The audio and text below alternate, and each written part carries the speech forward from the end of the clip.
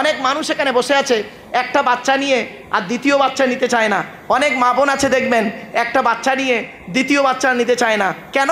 খাওয়াবো কি করে, জন্ম দিলে মানুষ করতে হবে, অমুক করতে হবে। আরে রেজেকের মালিক আল্লাহ, সন্তান দেওয়ার মালিক আল্লাহ, সন্তান নেওয়ার মালিকও আল্লাহ, আর নিঃসন্তান করার মালিকও আল্লাহ। ঠিক না ঠিক? আরে বাস্তব কথা বলছি। কোরআনে আল্লাহ পাক বলছেন লিল্লাহি মুলকু সামাওয়াতি ওয়াল আরদি ইয়াখলুকু মা ইয়াশা ইয়াহাবু লিমান ইয়াশাউ ইনাসা ওয়া ইয়াহাবু লিমান ইয়াশাউ যুকুর আও ইযাউবিজুকুম যুকুরানা ওয়া ইনাসা ওয়া ইয়াজআলু মান ইয়াশাউ আকিমা। সূরা শুআরার মধ্যে আল্লাহ পাক বললেন 25 নম্বর পারা 7 নম্বর পৃষ্ঠা 12 নম্বর লাইন। আল্লাহ বলছেন আসমান পৃথিবী জমিনের মালিক হলাম আমি আল্লাহ, যা ইচ্ছা তাই সৃষ্টি করতে পারি, যাকে খুশি তাকে শুধু কন্যা দান করি। জোরে বলুন সুবহানাল্লাহ। নেই অনেক মানুষ আছে 4টে কন্যা, মেয়ে ছেলে নেই। নেই আবার অনেক মানুষ আছে ওয়াহাবুলি মাইয়া শাউ যুকুর, যাকে খুশি তাকে আমি আল্লাহ পুত্র দান করি, 4টে ছেলে মেয়েই নেই। নেই এমন? আবার আল্লাহ বলছেন আউইজাউবিজুকুম যুকুরানা ওয়া ইনাসা, আমি আল্লাহ যাকে খুশি তাকে পুত্র কন্যা উভয় দান করি, 2টো ছেলে 2টো মেয়ে। হয়নি? আবার আল্লাহ বলছেন ওয়ায়াজআলু মান ইয়াশাউ আকিমা, আমি যাকে খুশি তাকে পুত্র কন্যা থেকে বঞ্চিত করে বাঁচা করে রাখি। 20 বছর বিয়ে হয়েছে, কোটি কোটি টাকার মালিক, ছেলে নেই মেয়ে নেই। ঠিক না ঠিক? তাহলে আপনারা দোষ দেন কেন? এজন্য অনুরোধ করে বলে যাচ্ছি, একটা সন্তান নিয়ে আপনারা মনে করছেন যে আমি খুব ভালো কাজ করেছি। না বাবা, আল্লাহ রসুল বলেছেন ওই নারীকে বিবাহ করো যে নারীর সন্তান বেশি হয়, যে নারীর সন্তান বেশি হয়। আর তোমরা সন্তানকে বেশি করে নাও, কারণ কিয়ামতের মাঠে আমি আল্লাহর কাছে গর্ব করব। মনে রাখবেন আপনার কোন সন্তানটা আল্লাহওয়ালা হবে, কোন সন্তানটা আলেম হাফেজ হবে আপনি তো জানেন না।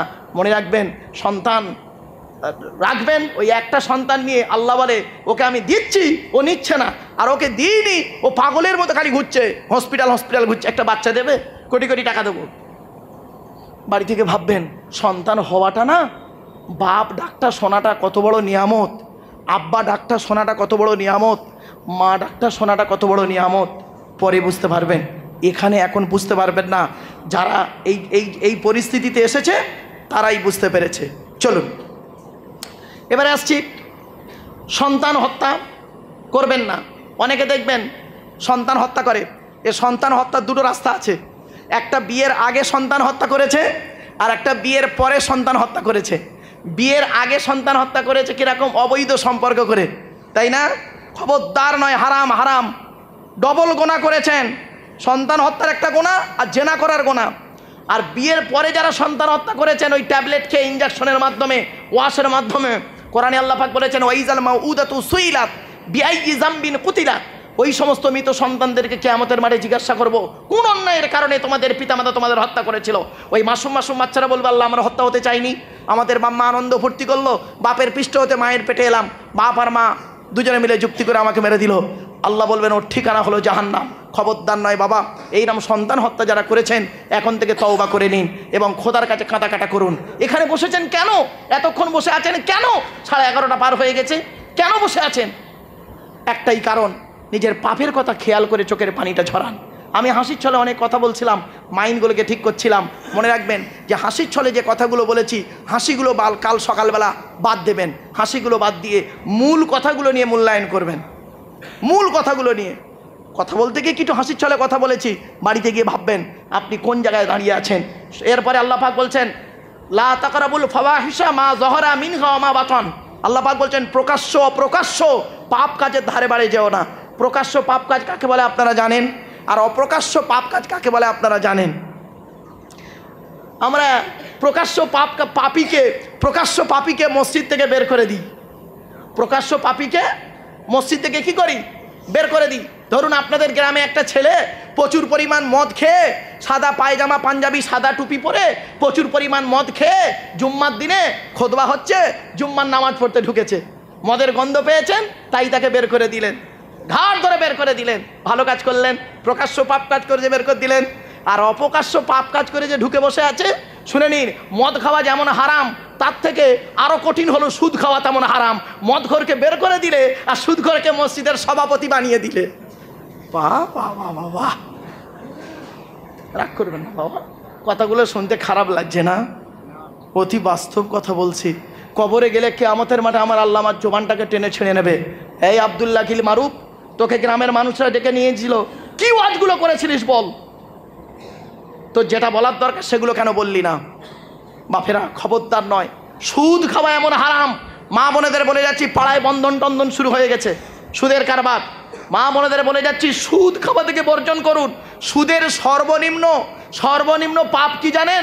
মায়ের সঙ্গে জেনা করা। নাউজুবিল্লাহ বলুন।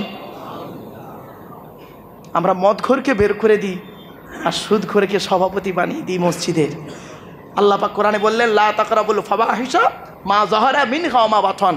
প্রকাশ্য পাপ কাজের ধারে বাড়ি যেও না। এবারে আসছি 5 নাম্বার, লা তাকতুলুন নাফসাল্লাতী হারামাল্লাহু ইল্লা বিল হক। আল্লাহ বলছেন, অন্যায়ভাবে কোনো নফসকে, আত্মাকে হত্যা করো না।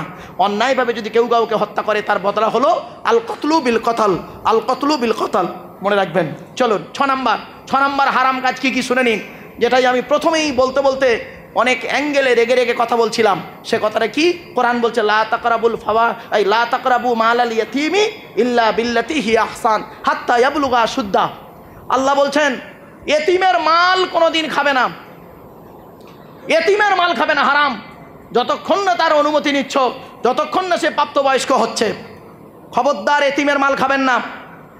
আর 7 নাম্বার হারামটা কি শুনে নিন, আউফুল কাইলা ওয়াল মিজানা বিল কিসতি লা নুকাল্লিফু নাফসান ইল্লা উসআহা। আল্লাহ বলছেন 7 নাম্বার হারামটা কি? ওজনে কোনোদিন কম দেবে না। অনেক মানুষ আছে দেখবেন ওজনে কম দেয়, ঠকায়। ব্যবসা করতে গিয়ে ঠকায়। ব্যবসা কাকে বলে? বয়জাফলা ব দন্তের সহায়কার। বয়জাফলায় ব্যবহার, বয় বচন কথাবার্তা, আর দন্তের সহায়কারে সাধুতা। ব্যবহার, বচন, সাধুতা 3টে গুণ যার মধ্যে আছে, he is a really businessman. তিনি হলেন সত্যিকারের একজন ব্যবসায়ী। এই 3টে গুণ যার মধ্যে নেই, সে আদর্শবান ব্যবসায়ী নয়। মনে রাখবেন, ব্যবসা করতে গিয়ে অনেক মানুষ ঠকায়। কীরকম ঠকায়? রাগ করবেন না, বলবো। এখানে জরি দর্জির কাজ বেশি হয় না? হ্যাঁ, তাই তো, বেশিরভাগ দর্জির কাজ। রাগ করবেন না। কারেন্ট নিয়ে মেশিন চালাচ্ছে, নিজের বাড়ির কারেন্টটা চলে মিটারে, বাকিগুলো মেশিন মোটরগুলো চলে হুকে। ওই ব্যবসায় লাভ হবে তো? রাগ করো না বাপ। হ্যাঁ, ওই কেবিল এসে গেছে না? কেবিল এসে গেছে না? শুধু তাই নয়, আরও ব্যবসায় কেমন ঠকাচ্ছে দেখুন। ব্যবসায় ঠকাচ্ছে কেমন দেখুন। মালিকের কাছ থেকে মাল নিচ্ছেন এক রেটে, আর তাকে তৈরি করে দিচ্ছেন ঠকানোর জন্য অন্য রেটে। রাগ করবেন না। একটা হাদিস আপনাদের বলি, শুনলে চমকে যাবেন। আল্লাহর নবী একদিন মদিনার বাজারে ঢুকেছেন। আল্লাহর নবী মদিনার বাজারে ঢুকেছেন। এখনই দোয়া হয়ে যাবে বাপ, আর 5 মিনিট, এখনই দোয়া হয়ে যাবে, চিন্তা 11টার আর 12 মিনিটের মধ্যে সব কমপ্লিট হয়ে যাবে। 12 মিনিটের মধ্যে কমপ্লিট হয়ে যাবে। শোনেন 1 মিনিট। অনেক সময় নবীজি এই হাদিসটা, প্লিজ অ্যাটেনশন। এই হাদিসটা শুনে যান আপনারা দয়া করে। আল্লাহর নবী মদিনার বাজারে একদিন ঢুকেছেন, তো গম ব্যবসায়ীর কাছে ঢুকেছেন। গম ব্যবসায়ী বোঝেন? মানে গমের দোকানদার কাছে। উনি বসে আছেন, দোকানদারটা একটু উঁচুতে। নবীজি দোকানের সামনে গিয়ে জামার হাতাটা গুটিয়ে, শুনে নিন, জামার হাতাটা গুটিয়ে নবীজি করলেন কি, একটা গমের বস্তার ভিতরে হাত ঢুকিয়ে দিলেন। হাত ঢুকিয়ে দিয়ে ভেতর থেকে 1 মুঠো গম বের করলেন। গম বের করে গমের দিকে দেখছে আর দোকানদারের মুখের দিকে দেখছে। কিছু বুঝতে পারলেন না? তার মানে গমের যে বস্তাটা আছে, উপরে শুকনো গম আছে আর ভিতরে ভিজে গম আছে। আর খরিদ্দার দেখবে কি?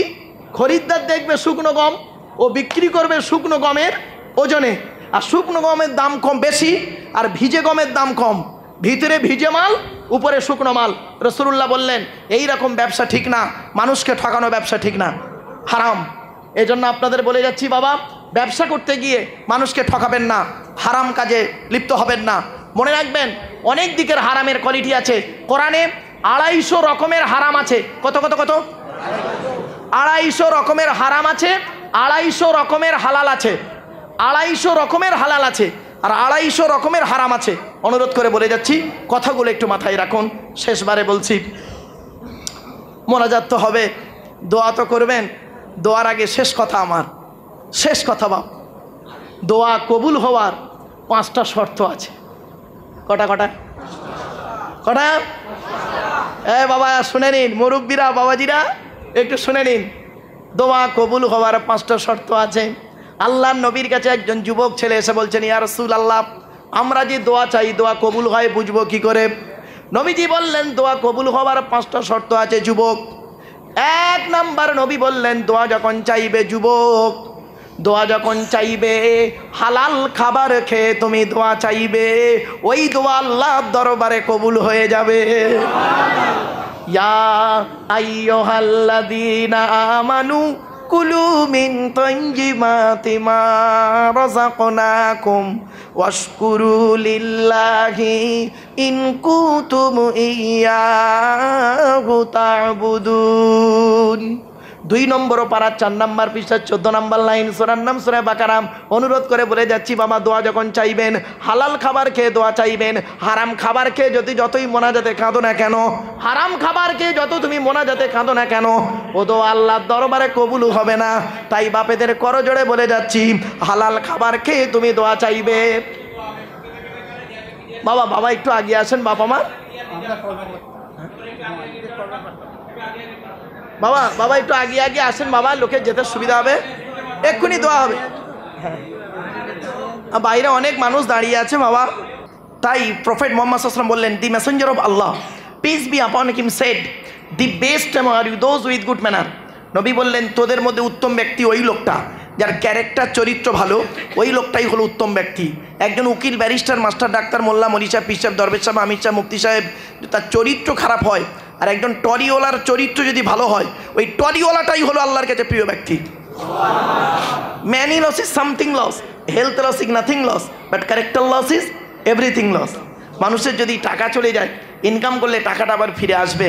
মানুষের যদি শরীর চলে যায়, ভালো মন্দ খেলে শরীরটাও ফিরে আসবে। কিন্তু বন্ধুরে, মানুষের যদি চরিত্র চলে যায়, চরিত্র কিন্তু আর ফিরে আসবে না। তাই নবী বলেছিলেন 2 ঠোঁটের মাঝখানে 2 রানের বীজখানে। এই দুটোর আলোচনা কত বিস্তারিত আলোচনা, বাড়ি থেকে একটু নিজেরা ভাববেন। চলুন, তো জলসা কমিটি হতে গেলে বাবা 1 নাম্বার হলো সৎ হতে হবে। 2 নাম্বার, জলসা কমিটি হতে গেলে বাবা 5 ওয়াক্ত নামাজি হতে হবে। অনেক জলসা কমিটি নামাজ পড়ে না, ঠিক না বেঠিক? সারাদিন জলসার জন্য চাঁদা তুলছে, সারাদিন জলসার জন্য কালেকশন করছে, গা ঘেমে গেছে, এত ঘামা ঘেমে গেছে পুরো গোসল করে ফেলেছে। আল্লাহর ফেরেশতারা দেখে বলছে আল্লাহকে, আল্লাহ আপনার বান্দারা কত ভালোবাসে আপনাকে। বলছে কেন? বলছে মসজিদে জলসা হবে, কোরআনের আলোচনা হবে, আপনার বাণী আলোচনা হবে, আপনার নবীর কথা আলোচনা হবে, তাই তারা সারাদিন কালেকশন করছে এই রোদে। আল্লাহ বলে ওদের চিনিস? ও কি জিনিস? বলছে কেন কেন? বলছে দেখ, এক্ষুনি দেখ, এই মসজিদের পাশের বাড়িটায় কালেকশন করতে গেছে তো, আর দেখ ঘড়িতে বাজে 12:30, এক্ষুনি জোহরের আজান হবে। আর যেই মুয়াজ্জিন আজান দেবে, ওরা তখন করবে কি, এই চ আজান দেবে, নামাজ পড়তে হবে, পালা পালা পালা সরে পড়বে। মানে জলসার কালেকশন করবে, খাটবে, কিন্তু নামাজ পড়বে না। কিছু বুঝতে পারছেন? এ মুসলমান এমন সারাদিন রোজা রেখেছে, নামাজ পড়ে না, ঠিক না বেঠিক? এ মুসলমান এমন রোজাও রাখেনি, নামাজও পড়েনি, ইফতারের সময় দেখবেন ইফতার পার্টিতে বসে পড়েছে। তার কত রকম কোয়ালিটির মুসলমান ভাবুন। চলুন, 2 নাম্বার হলো কি, হালাল খাবার খেতে হবে।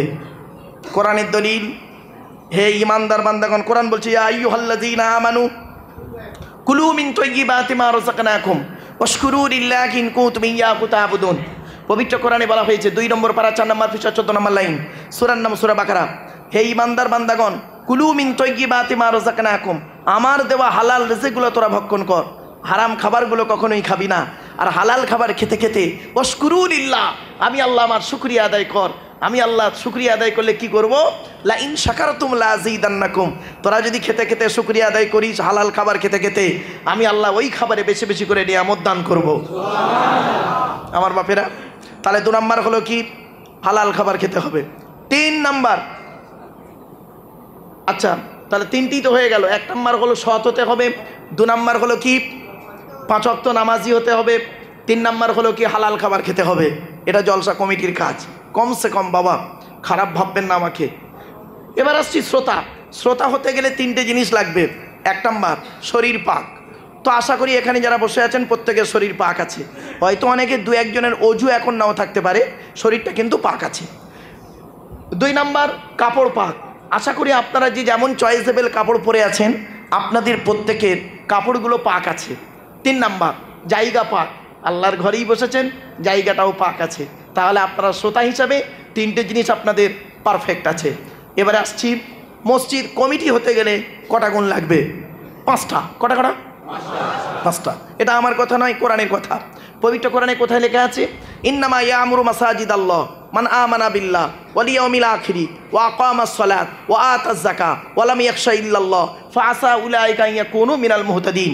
পবিত্র কোরআন 10 নম্বর পারার 7 নম্বর পৃষ্ঠার 8 নম্বর লাইন, সূরার নাম সূরা তাওবার 18 নম্বর আয়াত। আমি বলিনি, আল্লাহর কোরআন বলছে। আল্লাহ বলছেন আমার ঘরের দায়িত্ব তারাই নেবে যাদের মধ্যে 5টা গুণ থাকবে। 1 নম্বর হলো ওই ব্যক্তি আমাকে আমার ঘরের দায়িত্ব নেবে, ওই ব্যক্তি আমার ঘরের দায়িত্ব নেবে যে ব্যক্তি আমাকে 100% বিশ্বাস করবে। জোরে বলুন আমরা আল্লাহকে 100% বিশ্বাস করি? আরে ভাই বলুন না। হ্যাঁ এই দেখেছেন 100% বিশ্বাস করি, মুখে বলি কিন্তু কাজে কিন্তু 100% নেই। দেখবেন আমার কথা নয়, কোরআন থেকে দলিলটা দিচ্ছি। নবীজির কাছে কিছু লোক এসে বলল, ইয়া রাসূলুল্লাহ আমরা আল্লাহকে 100 ভাগ বিশ্বাস করি, 100 ভাগ আল্লাহকে বিশ্বাস করি। তো নবীজি বললেন আলহামদুলিল্লাহ, ভালো জিনিস। আল্লাহ পাক নবী জিবরাইলকে বললেন, জিবরাইল আমার নবীকে গিয়ে বলে দাও ওরা যে আমাকে বলছে 100% বিশ্বাস করে, ওরা ফরস মুখে বলছে 100% বিশ্বাস করি, দেখবে ও কাজের সময় দেখবে আমাকে 100% বিশ্বাস করে না। বলছে কীরকম? 1 মিনিট, কি হলো? কি বাবা ওটা? ও আচ্ছা, এটা ও এটা হয়েছে। এবারে ঠিক আছে বাবা, চলেন। আল্লাহ নিজেই বলছে নবী দেখবে ওরা কিরকম আমাকে 100% বিশ্বাস করে। দেখো কোরআন বলছে, ফাইদা রাকিবু ফিল ফুলকি দা'উল্লাহ মুখলিসিনা লাহুদ্দিন ফালাম্মা নাজ্জাহুম ইলাল বাররি ইযা হুম ইউশরিকুন। 21 নম্বর পারা 3 নম্বর পৃষ্ঠা 3 নম্বর লাইন, সূরার নাম সূরা আনকাবুত। কোরআন জানিয়ে দিয়েছে ফাইজা রাকিবু ফিল ফুলকি দা'উল্লাহ মুখলিসিনা লাহুদ্দিন। আল্লাহ বলছেন ওরা আমাকে বলছে 100% বিশ্বাস করি। দেখো নবী, ওরা যখন নৌকায় করে নদী পার হতে যায়, নদীর মাঝখানে যখন নৌকোটা একবার টলমল করে, ওরা তখন প্রত্যেকেই মরণের ভয়ে আল্লাহ আল্লাহ বলে চিৎকার করে। আল্লাহ বলে আমার নাম রহমান, আমার নাম রহিম। ওদের কান্না সহ্য করতে পারি না। ফালাম্মা নাজ্জাহুম ইলাল বাররি, যখন ওদের কান্না সহ্য করতে না পেরে আমি রহমানুর রহিম ওদের যখন ডাঙায় তুলে দিই, ওরা এত বড় মুনাফিক বদমাইশ, যেই ডাঙায় উঠে গেল বিপদ থেকে উদ্ধার হয়ে গেল, ইজাহুম ইশরিকুন, তখন আমার সঙ্গে শিরক করে আর বলে মাঝি ভালো ছিল বলে বেঁচে কিছু বের হয়নি, মরে যেত। ঠিক একদম বাস্তব, একদম বাস্তব। এই দেখেন আরেকটা দলিল দিচ্ছে, কোরআনের আরেকটা দলিল দিচ্ছে। আমি বলিনি, কোরআন বলছে। গোটা কোরআনের ভিতরে যে কি আছে আপনারা ভাবতে পারবেন না। ফাইদা মাসাল ইনসানা দুররু দাআনা লিযামবিহি আও কাইদান আও কাইমা ফালাম্মা কাশাফনা আনহু দুররাহু মাররা কাআল্লাম ইয়াদউনা ইলা দুররিম মাসসা। 11 নম্বর পারা, সূরার নাম সূরা ইউনূস 12 নম্বর আয়াত। আল্লাহ বলছে মানব জাতির যখন আমি আল্লাহ কোনো বিপদ আপদ মুসিবত দিই, ও তখন দাঁড়িয়ে বসে শুয়ে কাকুতি মিনতি করে আমার কাছে কান্নাকাটা করে। ঠিক না বে ঠিক? দাঁড়িয়ে বসে শুয়ে কাকুতি মিনতি করে আমার কাছে কান্নাকাটা করে। আর যেই ওর বিপদ থেকে উদ্ধার করে দিই, ও তখন আমাকেই ডিনাই করে দেয়। বুঝতে পারছেন না? এই দেখেন একটা জ্বলন্ত প্রমাণ দেবো। করোনার সময়, করোনা গেল না 4 বছর আগে, করোনার সময় মসজিদের ইমাম সাহেব সালাম ফিরিয়ে মুখে মাস্ক পরে সব মুসল্লিরা এসছিলেন, তাই তো নাকি? ও বাবা, আল্লাহর নবী বলেছেন, আমারে ভুল বুঝবেন না, আল্লাহর নবী বলেছেন নামাজের সময় 2টো জিনিস করবে না, নামাজ হবে না। নামাজ হবে না। দুটো জিনিস করবে না নামাজের সময় কখনোই, ভালো করে শিখে নিন। নামাজের সময় দুটো জিনিস কখনোই করবে না, আল্লাহ রসুলের হাদিস, বাবা আমার কথা নয়। এক নাম্বার, পুরুষদের বলছি, পায়ের গাঁটের নিচে কাপড় ঝুলিয়ে পরবে না। কি বললাম? পায়ের গাঁটের নিচে কাপড় ঝুলিয়ে পরবে না। এই যুবক ছেলেরা, তোমরা অনেকে প্যান্ট পরো ঝাড় দিচ্ছে, খবরদার নয়। জিন্সের প্যান্টগুলো পরো আবার ছেঁড়া, ওটাই তোমাদের স্টাইল। যাই হোক, শুনে নাও, এক নাম্বার নবীজি বললেন পায়ের গাঁটের নিচে কাপড় ঝুলিয়ে পরবে না নামাজের সময়। আর দু নাম্বারটা শুনলে চমকে যাবেন, নবীজি বলেছেন দু নাম্বারটা হলো মুখ ঢেকে নামাজ পড়বে না। কি বললো? মুখ ঢেকে নামাজ পড়বে না। তো সেই সময় মানুষ করলো কি, মাস্ক পরে, দুটো তিনটে মাস্ক পরে মসজিদে এসে এখন ইমাম সাহেব নামাজ পড়িয়ে, জুম্মার নামাজ পড়িয়ে সালাম ফিরিয়ে মোনাজাতে হাত তুলেছে, রব্বানা জালামনা, আল্লাহ তুমি করোনা থেকে বিদায় করো না, ইত্যাদি ইত্যাদি করে এখানটা করলো, খুব কান্নাকাটা করলো। করার পরে বুড়ো বুড়ো মুসল্লিগুলো আল্লাহুম্মা আমিন বলে চেল্লাচিল্লি করলো। করার পরে মোনাজাত শেষ, সব ভয়ে ভয়ে সব চার হাত ছাড়া যাচ্ছে, যাই পারে হোক। তো ফেরেশতারা চলে গেল। আল্লাহ পাক ফেরেশতাদের জিজ্ঞাসা করছে, কোথায় গিয়েছিলিস তোরা? তো ফেরেশতারা বলছে, এটা কি গ্রামটার নাম ভুলে গেছি, চটা লস্করপাড়া মসজিদে জুম্মার নামাজ দেখতে গিয়েছিলাম। তো আল্লাহ বললেন, কি দেখলি? ফেরেশতারা বলছে, আল্লাহ মসজিদ ভর্তি লোক হাউমাউ করে কাঁদছে। আল্লাহ বলল, কেন? বলছে, আপনি করোনা বলে একটা রোগ দিয়েছেন পৃথিবীতে, ওই রোগের ভয়ে লোক মরে যাচ্ছে, টিভি টেলিভিশনে দেখেছে, আর দু একটা মরেছে, তাই ভয়ে কাঁদছে। তা আল্লাহ বলছে, সে করোনা তো দিয়েছিলাম চীনে, প্রথমে স্টার্ট করলাম, এখনও তো এখানে পৌঁছায়নি, তা এরা কাঁদছে কেন? তো বলছে, ওদের মরা দেখে ভয়ে তো ওরা কাঁদছে। বলছে, ও আচ্ছা। তা প্রথম কান্নাটা স্টার্ট করেছে কে? তা বলছে, আল্লাহ ইমাম সাহেব। বলছে, ওর বাড়ি তো এখানে নয়, ও কাঁদলো কেন? বলছে, আল্লাহ ওর চাকরি থাকবে না, ওই জন্য ওই প্রথমে স্টার্ট করেছে। রাগ করো না বাপ, এমনি বললো। চলো বাপ, প্লিজ অ্যাটেনশান। তো আল্লাহ পাক বললেন, বান্দা যখন বিপদে পড়ে তখন আমাকে ডাকে। এই দেখেন, এখানে এতগুলো মানুষ বসে আছেন, তাই তো?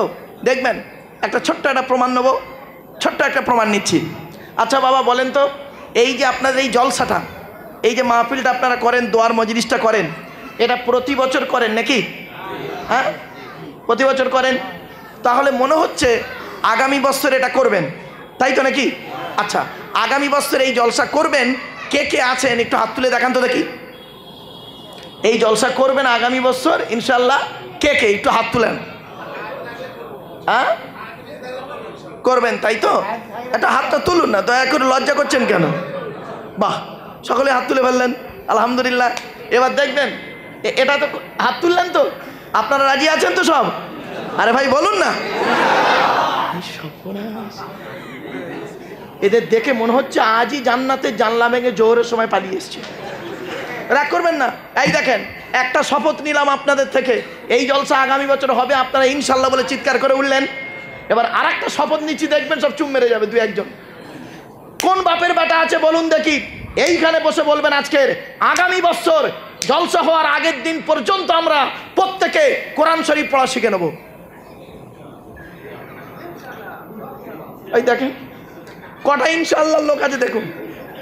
তার মানে এরা জলসা দেবে, কোরআন শরীফ পড়া শিখবে না। এবার বুঝতে পারছেন? একদম বাস্তব বললাম। আচ্ছা বাপেরা, আমি কোরআনের আয়াত পড়ে বাংলা মানে করছি। আমি এজন্য বলি, আমার ওয়াজের টাইম দিতে গেলে 3-4 ঘন্টা টাইম লাগে আমার। আমি 3-4 ঘন্টা বোকা মানুষ গো বাবা। আপনারা দুটো পরীক্ষা এখনই হয়ে গেল। একটা পরীক্ষায় কি করলেন? ইনশাল্লাহ বলে চিৎকার করে উঠলেন, এই জলসা আগামী বছর হবে ইনশাল্লাহ। আর একটা পরীক্ষা নিলাম কি, জলসা দেওয়াটা ফরজ নয়, কিন্তু কোরআন শরীফ পড়াটা আপনার জন্য জরুরি, কোরআন শরীফ জানা জরুরি। কিন্তু এই জায়গাতে ইনশাল্লাহ বলতে একটু পিছপা হয়ে গেলেন। এখানে ইমানটা বোঝা গেল, আল্লাহকে 100% কতটা ভালোবাসেন। কেন বলতে পারলেন না? এই ক্ষমতা আপনাদের এলো না? কোরআন শরীফ পড়া শিখতে কদিন লাগে? মাত্র 40 দিন লাগে। 40 দিন লাগবে কোরআন শরীফ পড়া শিখতে। আর আপনাদের এলাকা আলেম ওলামা, ইমাম সাহেব, যোগ্য মানুষ আরও সব যারা আছেন, বেশি নয়, প্রতিদিন 30 মিনিট করে সময় দেবেন, 40 দিনের মধ্যে কোরআন শরীফ পড়া শিখে নেবেন। এখানে যত মানুষ বসে আছেন বেশিরভাগ পুরুষ কোরআন পড়তে পারে না, ঠিক না বেঠিক? আর যত নারী বসে আছে শুনছেন দূর দূরান্ত থেকে, বেশিরভাগ নারী এই গ্রামে কোরআন শরীফ পড়তে পারে, ঠিক না বেঠিক? এটা হলো কেন? এটা হলো কেন? এর জন্য দায়ী হলো 5 জন দায়ী। কে কে? 1 নাম্বার, যে নিজে কোরআন পড়তে পারেন না সে নিজে দায়ী। 2 নাম্বার, তার জন্মদাতা বাপ দায়ী। 3 নাম্বার, তার পেটে ধরা মা দায়ী। 4 নাম্বার, তার শ্বশুর দায়ী। 5 নাম্বার, তার শাশুড়ি দায়ী। কেন? চলুন, আপনারা যখন বিবাহ করতে গিয়েছিলেন, মেয়ে দেখতে গিয়েছিলেন, মেয়ে দেখতে গিয়ে 20 জন লোক গিয়েছে, মানে 20 রকম কোয়ালিটির লোক গিয়েছে। 4টে বুড়ো, 4টে বেওয়ালা, 4টে চ্যাংড়া, 4টে 4 আনা 8 আনা মানে বাচ্চা, আর 4টে মেয়ে। রাগ করবেন না, যে বিয়ে করবে সে যায়নি, যে বিয়ে করবে সে যায়নি, তার আশপাশের লোক গিয়েছে মেয়ে দেখতে প্রথম। তা মেয়েটা দেখলেন, দুপুরবেলা গিয়ে ভালো করে গিলে নিলেন, পরোটা, মুরগির গোশ, আবার স্যালাড, আবার বিরিয়ানি ঢোকালেন, বিকেলবেলা ফল ঢোকালেন, তারপরে এখানটা চানাচুর বিস্কুট চা ঢুকিয়ে নিলেন। নেওয়ার পরে উকিলকে বললেন, ঘটক বলেন না ফটক বলেন, কোনটা মুরব্বী? ঘটক। ও আমি বলি ফটক, যাই হোক, উকিল উকিল উকিল ঘটক। ঘটককে বললেন, ঘটক কি কই মেয়েকে এবার নিয়ে এসো। তো মেয়ের মা, মেয়ের বাপ মেয়েকে সাজিয়ে ওই 20 জন লোকের সামনে, রাগ করবেন না, এই বক্তব্যটা আমার হাসির ছলে, কিন্তু কলজেই যে আঘাত মারা বক্তব্য, এখন বুঝতে পারছেন না, এখন হাসি পাবে। বাড়িতে গিয়ে ভাববেন যে লোকটা কি অ্যাঙ্গেলে কথা বলে যাচ্ছে। 20 জন লোক বসে আছে, 20 শ্রেণীর লোক। তা মেয়েটা প্রথম এলো, উচ্চ মাধ্যমিক পাশ করেছে প্রথম মেয়েটা। এখন 20 জন লোকের সামনে ইন্টারভিউ দিতে এলে ভয় খাবে না? স্বাভাবিক। মেয়েটা ভয়েতে কাঁপছে, যত ভালো হোক না কেন। এসছে, আসার পরে মেয়েটা প্রথম ঢুকি, আসসালামু আলাইকুম, মেয়েটা সালাম দিল। এখন 4টে যে পাকা দাড়ির বুড়ো বসে আছে, সব বুড়ো তো সমান নয়, মুরব্বী ভুল বুঝবেন না বাপ, তো না বাস্তব বলছি, ওদের মধ্যে একটা বুড়ো আছে, সে খালি পা থেকে মাথা পর্যন্ত দেখতে চায়, মনে মনে বলছে আমার বুড়িটার অবস্থা বড্ড খারাপ, আমাদের বেলা এরম জিনিস কোথায় ছিল। রাগ করবেন না। তাই নিজে মেয়ে দেখতে গিয়ে ছেলের জন্য মেয়ে দেখতে গিয়ে নিজে বিয়ে করে নিয়ে চলে এসেছে, ঠিক না ঠিক? এই জন্যই নবী বললেন, আমি বলিনি, হাদিস, আল্লাহ নবী বলছেন, হুররিমাতিন নারু আলা সালাসাতি আয়ুনিন, 3 ব্যক্তির চোখ জাহান্নামের আগুন হারাম। ক ব্যক্তির চোখ? 3টে চোখ জাহান্নামের আগুন হারাম, জীবনে জাহান্নামায় যাবে না। হুররিমাতিন নারু আলা সালাসাতি আয়ুনিন, আইনুন বাকাত মিন খশিয়াতিল্লাহ, ওই চোখটা, যে চোখটা নাকি রাত্রি জেগে জেগে পাপের কথা খেয়াল করে চোখের পানি ফেলে, ওই চোখটা জাহান্নামের আগুনকে আল্লাহ হারাম করে দিয়েছে। 2 নাম্বার চোখ হলো আইনুন সাহারাত ফি সাবিলিল্লাহ, যে চোখটা নাকি রাত্রি জেগে জেগে আল্লাহর ইবাদতে মশগুল হয়ে যায়। 1 নাম্বার আল্লাহর ভয়ে কাঁদে যে চোখ, নিজের পাপের কথা খেয়াল করে আল্লাহর ভয়ে কাঁদে যে চোখ, ওই চোখ জাহান্নামের আগুন হারাম। 2 নাম্বার চোখটা হলো যে চোখটা নাকি রাত্রি জেগে জেগে আল্লাহর ইবাদতে রাতটা কাটিয়ে দেয়। 3 নাম্বার চোখ হলো আইনুন গদ্দাত আম্মা হারিমিল্লাহ, ওই চোখটা, যে চোখটা হারাম জিনিস থেকে চোখটা ফিরিয়ে আনে। হয়েছে বা? তো যাই হোক, মেয়েটা এসছে ইন্টারভিউ দিতে, 20 জন লোক বসে আছে। মেয়েটার প্রথম প্রশ্ন হচ্ছে, মেয়েটাকে প্রথম প্রশ্ন করেছেন আপনারা, রাগ করবেন না কেউ, যারা দেখাশোনায় গেছে এখান থেকে শিক্ষা নিন, কবরে ঢুকুন, দেবে এখন ভালো করে, কবরে ঢোকুন, দেখাশোনার স্বাদ মিটে যাবে আজকে। রাগ করবেন না, বড় দুঃখ নিয়ে বলছি আজকে। প্রথম প্রশ্ন করলেন মেয়েটাকে, প্রথম প্রশ্ন করেছেন আপনারা মেয়েটাকে, কি তোমার নাম কি? তো মেয়েটা প্রথম তার নাম বলছে, মোসাম্মাত জঞ্জালি খাতুন। রাগ করবেন না। তোমার বাপের নাম কি? একটা বুড়ো বলছে, তোমার বাপের নাম কি? তা মেয়েটা ধরুন তার বাপের নাম বলছে, কি নাম বলি, মোহাম্মদ চিটিংবাজ আলী লস্কর। বাবা রাগ করবেন না, আব্দুল গফফার আব্দুল জব্বার বলে ফেঁসে গেছিলাম। এক জায়গায় ঠিক বলতে গিয়ে বলেছি আব্দুল গফফার মোল্লা, তখন আব্দুল গফফার মোল্লা বলে একজন লোক ছিল, উঠে দাঁড়িয়ে, হাজি সাহেব লোক উঠে দাঁড়িয়ে বলছে, হুজুর আমার কোনো মেয়ে নেই। সেখান থেকে ভাবলাম যে এ কথা বলা মুশকিল, অর্থাৎ একটা তৈরি করা নাম বলি। চলো এবারে বললেন মেয়েটিকে, শোনেন 3 নম্বর প্রশ্ন, মেয়েটিকে বললেন তোমার মায়ের নাম কি? তা মেয়েটা ধরুন বললো জাস্ট একটা নাম তৈরি করে নিন, মোসাম্মদ হিংসুটি বিবি, যাই হোক হয়ে গেল। 4 নম্বর প্রশ্ন আপনারা কি করেছেন বলুন? এই দেখাশোনা মানুষেরা, 4 নম্বর প্রশ্ন করেছেন কোরআন শরীফ পড়তে পারো? তো মেয়েটা বলল জি। পড়ো। অত লোকের সামনে মেয়েটার কোরআন শরীফ পড়া নিয়ে ইন্টারভিউ নিলেন, আর যাবার সময় 200 টাকার একটা নোট ভিখারির বাচ্চা দিয়ে চলে গেলেন। তার বাড়িতে খেয়েছেন 20 জন মিলে, মেয়ের বাড়িতে খেয়েছে 20 জন মিলে, কত টাকা হবে? কমসে কম 10,000 টাকা। আর দিচ্ছে মেয়েটার হাতে 200 টাকা। এখানেই বোঝা যায় ভিখারির বাচ্চা কতটা। তুমি রাগ করবেন না, কেন 500 টাকা দুটো মাল জুটলুনি, রাগ করবেন না। এখানেই বোঝা যায় মনুষ্যত্বের পরিচয়।